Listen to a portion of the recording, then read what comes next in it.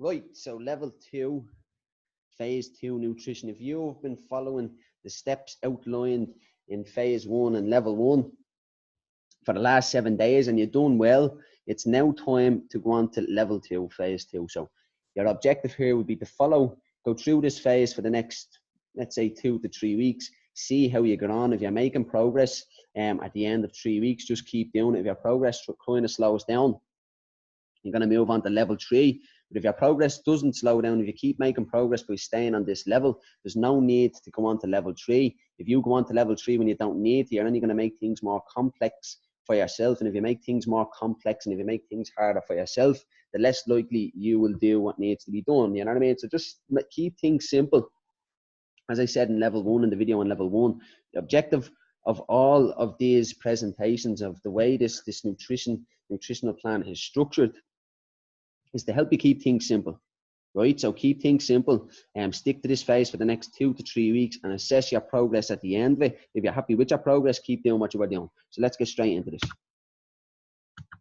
So this is a bit, there we go, sorry about that. Right, so our objective here is to be more cautious of our portion sizes and to control them a bit more effectively. So I have 2 sample portion control templates here. One, this is what this is the way your meal should look. If you're training in the evening time, so if you're in the evening group training program, this is how you should structure your meal. So you're going to have 3 solid meals each day plus 1 protein shake. Now that's optional. If you don't want to have one, you don't have to, but have one if you want. There's no problem with it. You're only going to eat white meat for protein for the first 3 weeks. And I'm not going to get into why, but you're just going to aim to get your protein from white meat sources or eggs for the first 3 weeks, and then you can have your steaks, etc., if you like. So meal 1, with each meal, you're going to have a portion of protein, as you can see. But in the different meals, you might switch things around, as you can see in meal 4. In comparison to meal 1, 2, and 3 is slightly different. You know what I mean? So meal 1 portion of protein, 1 portion of fats, 1 to 2 portions of vegetables. Meal 2, 1 portion of protein, 1 portion of carbs, 1 to 2 portions of vegetables. Meal 3, 1 portion of protein, 1 portion of carbs, 1 to 2 portions of vegetables. And meal 4 is your shake. So if you're having a shake, you're going to have you're going to use a protein scoop, 1 scoop of protein powder, a handful of vegetables, and a handful of berries. Now, obviously, you're going to mix that up. You're going to throw that in the blender, all right? So if you're training in the mornings, this is what your meal should look like. So for your breakfast, you're going to have 1 portion of protein, 1 to 2 portions of vegetables, and a handful of berries or any form of fruit. So that's what you're going to have for your breakfast. Meal 2, so this will be after your workout, 1 portion of protein, 1 portion of carbs, 1 to 2 portions of vegetables. Meal 3, 1 portion of protein, 1 portion of fat, 1 to 2 portions of vegetables. Meal 4, 1 portion of protein, 1 portion of fat, and 1 to 2 portions of vegetables. So that's basically that. You're going to have some form of protein and vegetables with every single meal you have. And then with some meals, you're going to either have fats, some form of fats, or some form of vegetables. Keep it simple. Right, so this is the way your meal should look like. So on the left-hand side there, you can see anytime meal. So all your meals, not directly after working out. So if you're having, say you work out in the morning, this is how the rest of your meals should look. So you're going to have water or tea, ideally green tea. A quarter of your plate is going to be taken up with some form of protein. Now it says including red meat here. Just aim for white meat for the first 3 weeks and then include the red meat.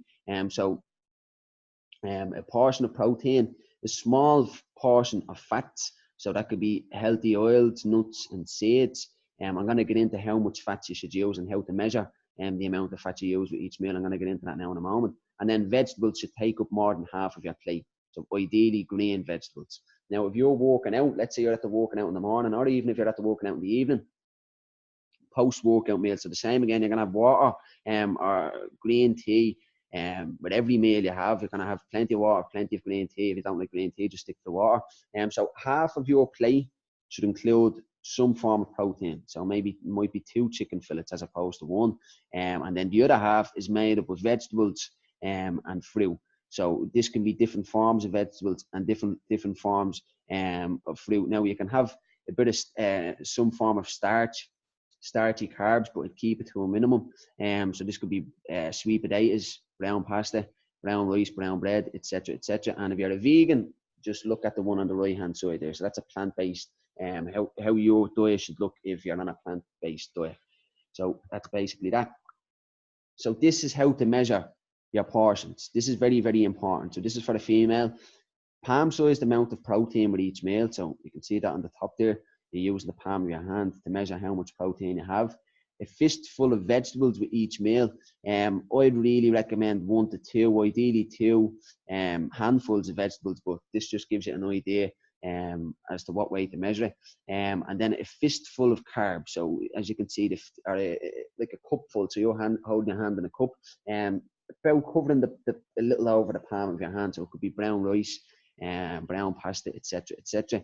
And then an entire thumb-size amount of fat. So as you can see there, the thumb there, nuts, almonds there beside the thumb.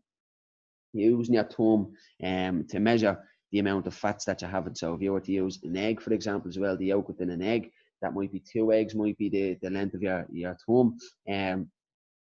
So that just basically gives you a good idea as to what you have to do, what each meal should look like. So you're having a palm-sized amount of protein, a fistful or 1 to 2 handfuls of vegetables. Ideally, I aim to have two handfuls of vegetables. The more vegetables you have within each meal, the more fuller you're going to be, and the more fat, the quicker it will take for you to lose fat.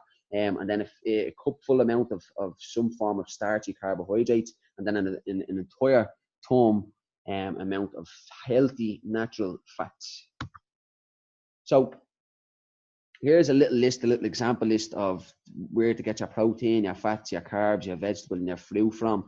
The list isn't long. There will, underneath this video, there will be a shopping list of the foods, the protein, the longer list of the protein sources, fats, carbs, vegetables, etc., etc. But this will just give you an idea. So for protein, it could be chicken, turkey, any white fish, eggs, natural yogurt, low in sugar and fat. So when you're going, if you like yogurts, make sure you look at the back. Some of them on the front side are low in fat, which is good, but they do be very, very high in sugar. So you want to aim to go for the ones that are low in sugar as well. Now, I've written in there whey protein. That's meant to say whey protein. So protein powder, etc., etc. Fats. So nuts, so almond nuts, walnuts, etc., etc. You're using your thumb to measure the amount that you're going to have with each serving. I'd recommend don't have your nuts after 2 p.m. Have them between your breakfast and your lunch, and have 5 to 10 nuts, or thumb-sized amount. You're not going to have peanuts, or you're not going to have peanut butter. I'm saying nuts, natural nuts. You can have avocado, olive oil, so use small amounts of olive oil, salmon, tuna, and even butter. You can have a small amount of butter. Now we're on to carbs: whole grain rice, whole grain pasta, whole grain bread, sweet potatoes, baby potatoes, porridge, etc., etc. Vegetables: broccoli, green beans, cabbage, asparagus, any vegetable. You can have any form of vegetable, but primarily aim to go for green vegetables. So underneath, I have eat as much veg as you can. Very, very important that you're getting plenty of vegetables into you each day. So fruit: berries, apples, oranges, pears, grapes, melons. There's lots more you can choose from. I'm just after giving you an example there. As I said, below this video, click on the link, and it will give you a longer list of the different sources of protein, fats, carbs, vegetables. Now, just a quick note on fruit. So if you look here, on meal 4, you're having a handful of berries. And if you look here on meal 1, you're having a handful of berries. So meal 4, if you're training in the evening time, you're going to have your berries and you're going to have your fruit at night time. Not necessarily, you don't necessarily have to have them at that time. This is just an example. Or if you're training in the morning, you're going to have them for your first meal. So I'm not telling you that's the times you need to have your meals. What I'm saying is that you need to have fruit every day, but only have 1 portion. So you're having 3 full meals each day. With each meal, you're going to have a palm-sized amount of protein, 1 to 2 handfuls of vegetables, a fistful or a cupful, hand cupful of grainy, starchy carbs, and a thumb-sized amount of fat. And then between your meals, as a snack, have a bit of fruit. Or if you're not having, say, if you're having a shake for your morning meal, or for your lunch, throw your fruit into that. So that's basically that. It's very, very simple. Follow every step within this program, this section of the program, for the next 2 to 3 weeks. Assess your progress. If you're happy with your progress and your progress doesn't stall on the 3rd week, keep following this section. If it does start to slow down after week 3, move on to the next phase. So there's this slide on this presentation. If you click below this video, you'll be able to download it. It might be good for you to have. You can flick through it yourself. So if you have any questions, give me a shout. Talk to you soon. Bye bye.